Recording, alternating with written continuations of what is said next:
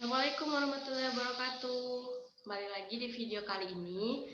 Nah, pada video kali ini kita akan membahas tentang menentukan resultan dua vektor yang membentuk sudut dengan cara geometri. Maka kita simak penjelasan berikutnya.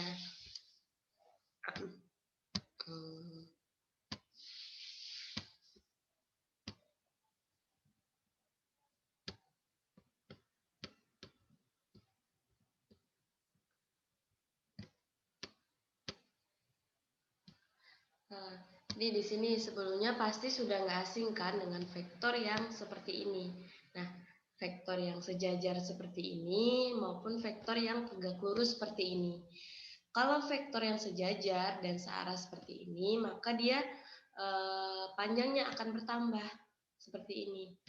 Nah, jika vektor yang berlawanan arah seperti ini, maka harus kita kurangkan. Vektor yang paling panjang kita kurangkan dengan vektor yang pendek, maka hasilnya pun akan jadi lebih pendek.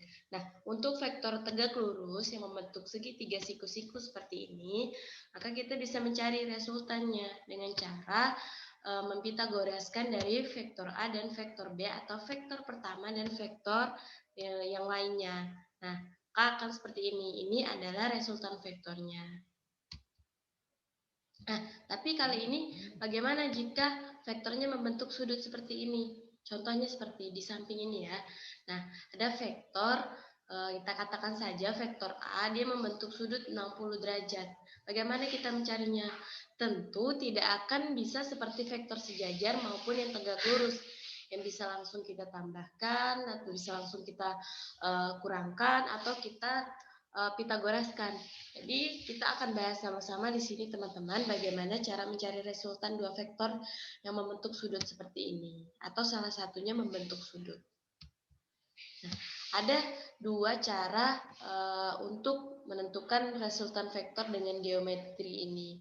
Ada metode segitiga, ini mohon maaf, ini harusnya metode segitiga, lalu ini ada metode jajar genjang.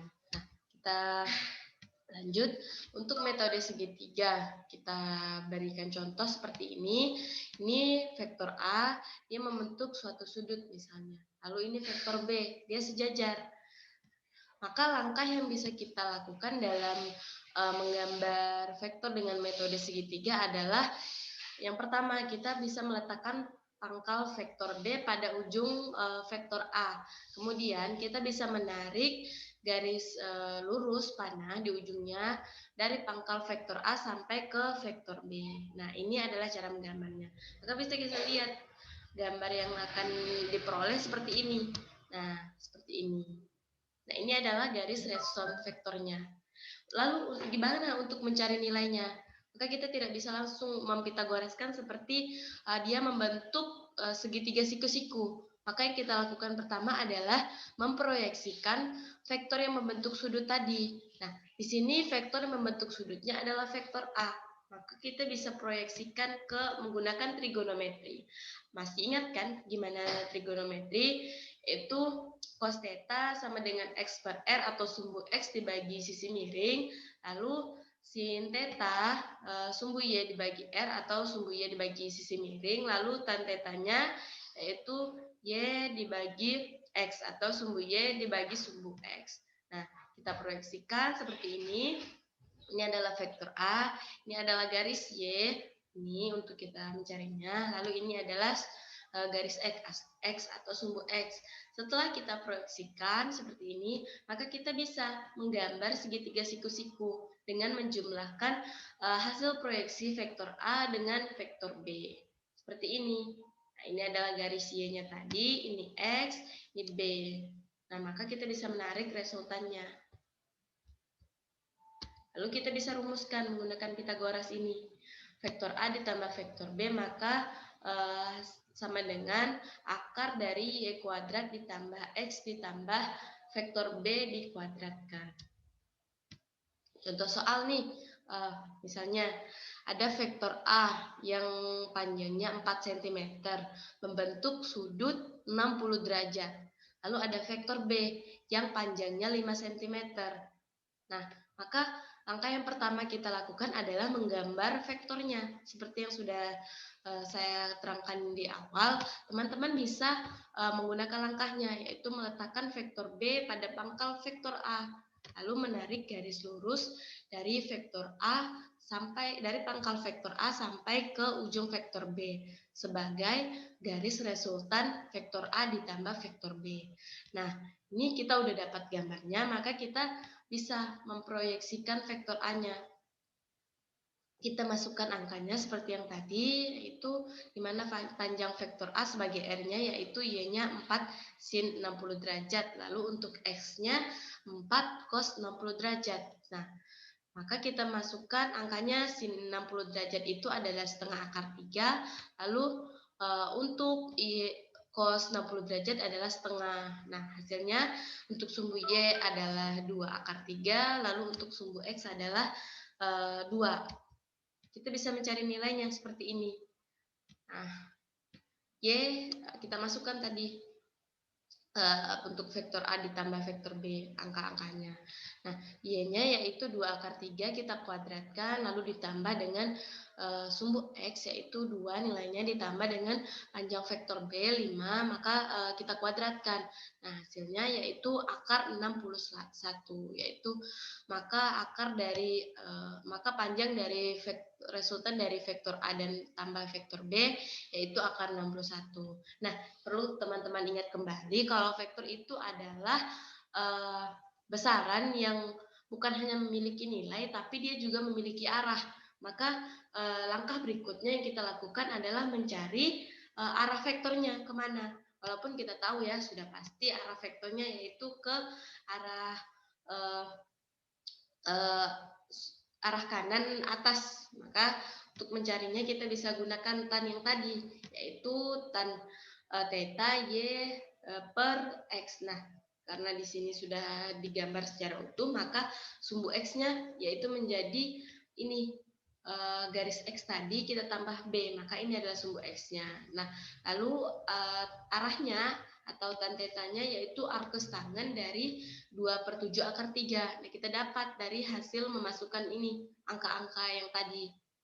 Nah, jadi teman-teman bisa pakai metode segitiga ini dalam mencari resultan dua vektor yang membentuk sudut. Lalu arahnya bisa gunakan rumus dari trigonometri. Nah, yang kedua ada metode jajar genjang. Sebenarnya sama saja sih nilainya, tapi dari sepengalaman saya, metode jajar genjang ini lebih ringkas dan lebih mudah dipahami. Masih sama seperti yang tadi, misalnya ada vektor A yang membentuk sudut tertentu, lalu ada vektor B yang sejajar. Maka langkah yang kita lakukan adalah kita bisa meletakkan pangkal vektor B pada pangkal vektor A sehingga membentuk sudut apit. Kemudian tarik garis putus-putus dari ujung vektor 1 sejajar dengan vektor yang lain. Begitupun sebaliknya sampai membentuk jajar genjang. Lalu terakhir kita tarik garis dari titik pangkal kedua vektor yang bertemu, lalu sampai titik potong garis sejajar vektor tersebut. Maka jika kita gambarkan dua vektor ini, maka hasilnya akan seperti ini. Nah, ini adalah garis resultan vektornya. Ini adalah garis sejajar yang ditarik. Nah, bentuknya seperti jajar genjang kan? Makanya disebut dengan metode jajar genjang.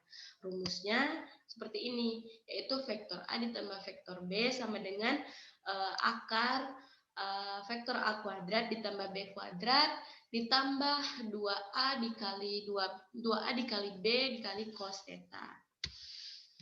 Nah, ini seperti ini langkah yang kita langkah untuk mendapatkan rumus yang singkat tadi. Nah, ini hasil penguadratan dua ruas ini. Nah, hasilnya seperti ini. Di mana ini kita sudah dapatkan dari hasil proyeksi vektor yang membentuk sudut tadi, yaitu vektor A ditambah vektor B akar A cos theta plus B ini, lalu ditambah dengan A sin theta ini. Nah, maka kita bisa kita kalikan, kita kuadratkan A cos theta ini ditambah B kita kuadratkan sehingga hasilnya seperti ini. Lalu yang bisa kita lihat A kuadrat cos theta ini sama dengan A kuadrat sin theta ini. Maka kita dapat jika kita jumlahkan maka dia A kuadrat. Nah, karena cos theta dikali sin theta itu nilainya 1, maka sisa A kuadrat. Sehingga rumusnya menjadi seperti ini, yaitu A kuadrat ditambah B kuadrat ditambah 2A dikali B cos theta.